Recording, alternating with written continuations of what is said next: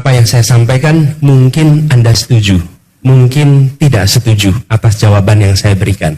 Tapi satu hal yang pasti, kami memberikan ruang untuk berdialog, ruang untuk bertukar pikiran, walaupun tidak selalu pikirannya sama. Disitulah esensi kebebasan, esensi berdemokrasi. Nah, kita bisa saja tidak setuju pada 1, 2, 3, atau bahkan 10 dari 100 urusan. Kita saja bisa tidak sependapat. Tapi saya ingin mengajak kepada teman-teman semua untuk refleksi sedikit. Bahwa saat Pilpres ini ada 3 pasang calon. Dengan pasangan nomor 1, teman-teman ada desak Anies. Sehingga Anda bisa mengecek apakah pikiran Anda dengan pikiran calon itu sama apa tidak. Setuju apa tidak. Anda bisa ngecek. Sayangnya itu tidak terjadi pada yang lain. Sehingga Anda tidak bisa mengecek dengan yang lain. Dengan reform yang sebebas ini.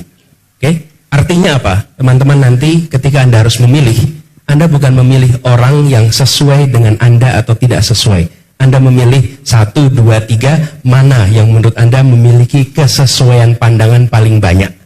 Mana yang Anda merasa paling banyak hal yang sama, paling banyak hal yang kita sepemikiran. Tidak mungkin 100 urusan, 100-nya sama, tidak mungkin. Tapi penting bagi teman-teman untuk mengetahui semua. Ruang itulah mengapa kami buka. Kami ingin teman-teman mengetahui pikiran kami, mengetahui rekam jejak kami, mengetahui gagasan kami, sehingga ketika teman-teman memilih, teman-teman tidak memilih dalam suasana tanpa pengetahuan, tanpa informasi, tapi dengan informasi yang lengkap. Itulah sebabnya kita terbuka dengan ini. Jadi, jangan bandingkan kami dengan kesempurnaan, karena tidak ada yang sempurna. Jangan bandingkan kami dengan kesamaan, karena tidak mungkin ada yang sama 100%. Tapi bandingkan kami dari 1, 2, 3, mana yang menurut Anda memiliki kesamaan paling banyak dengan aspirasi Anda. Menurut saya itu nomor 1. Karena itulah kenapa kita bicara tentang golput. Yang kedua, teman-teman, kami open book yang boleh dibuka. Anda bisa akses rekam jejak kami sejak masa kecil sampai sekarang. Silahkan dinilai, silahkan diakses. Silahkan teman-teman melihat apakah ada pikiran, gagasan yang teman-teman lihat sebagai sebuah benang merah antar tugas yang pernah dialami. Jadi kami open book, kami nggak menutup, kami malah terbuka. Dan forum seperti ini kami tidak pernah menanyakan siapa. Tadi sebelum masuk, saya mau di briefing. Siapa yang datang di sini, panelis siapa? Saya bilang jangan beritahu saya tentang siapa panelisnya. Buat saya lebih baik saya objektif mendengar apapun yang ditanyakan tanpa saya punya prejudice atas apapun pikirannya sebelum masuk ke ruangan ini. Boleh tanya itu tadi ada yang mau memberitahu. Ini Pak pandangannya. Buat saya it doesn't matter karena kami ingin ada objektivitas di dalam berdiskusi. Bukan siapanya tapi apa ide yang dibawa. Apa gagasan yang dibawa. Dan saya ingin menjaga objektif itu. Yang ketiga teman-teman sekalian, ketika nanti bertugas, sebagaimana saya bertugas di Jakarta kemarin, atau bertugas di tempat-tempat sebelumnya, tidak mungkin saya akan bisa memuaskan 100% atas apa yang teman-teman harapkan. Tidak mungkin. Akan ada situasi di mana saya disetujui kebijakannya, akan ada situasi di mana saya tidak disetujui kebijakannya. Tapi satu hal yang pasti, kami membuka ruang diskusi, ruang perdebatan sebelum keputusan itu diambil. Dan itulah komitmen kami kepada rakyat Indonesia. Ada ruang yang terbuka untuk pembahasan. Ketika diambil keputusan, belum tentu sama. Dan tidak mungkin ada keputusan yang sama dengan semuanya. Tapi satu hal, ruang itu ada. Dan itu dibuktikan dari mana? Dari ketika masa kampanye, sudah dibuka ruang untuk berbeda pendapat, ruang untuk berdiskusi, ruang untuk bertukar pikiran. Jadi ini bukan sesuatu yang kami baru akan kerjakan besok.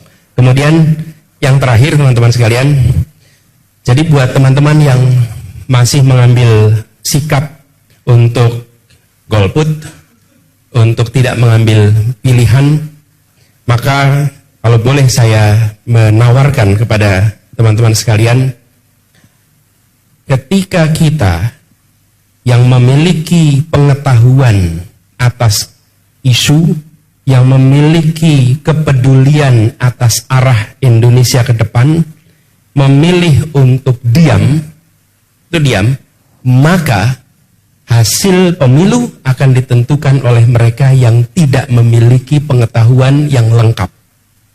Mereka kemungkinan besar akan memberikan ruang kepada kampanye-kampanye yang sifatnya artifisial yang mendominasi percakapan publik.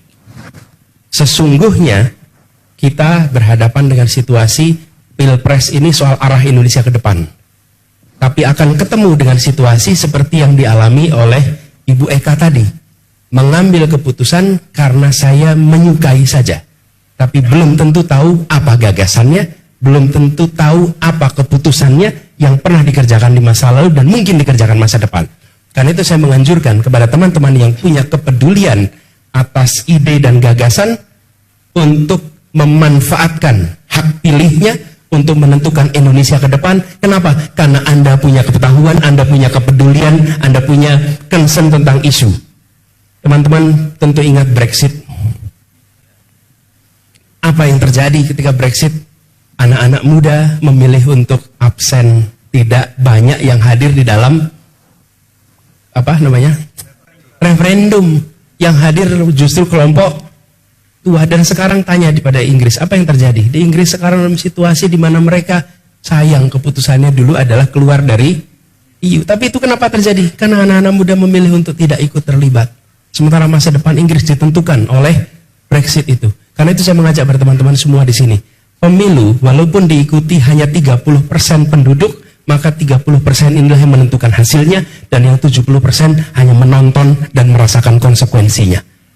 Bagi yang 70%, jangan dibuang kesempatan untuk menentukan itu. Jadi buat teman-teman di sini, saya tidak meminta Anda untuk memilih Anies. Saya tidak meminta Anda untuk berkampanye untuk Anies, tapi saya meminta Anda untuk jangan sia-siakan hak pilih Anda, karena ini menentukan masa depan kita semua 5 tahun ke depan. Dan itu harapan dari kami, sehingga yang mewarnai keputusan adalah orang-orang yang memiliki informed decision, keputusan berdasarkan pengetahuan, keputusan berdasarkan apa yang mereka miliki. Nah, dengan begitu harapannya nanti Pilpres ini, Pileg ini akan bisa membawa Indonesia pada kondisi yang lebih baik.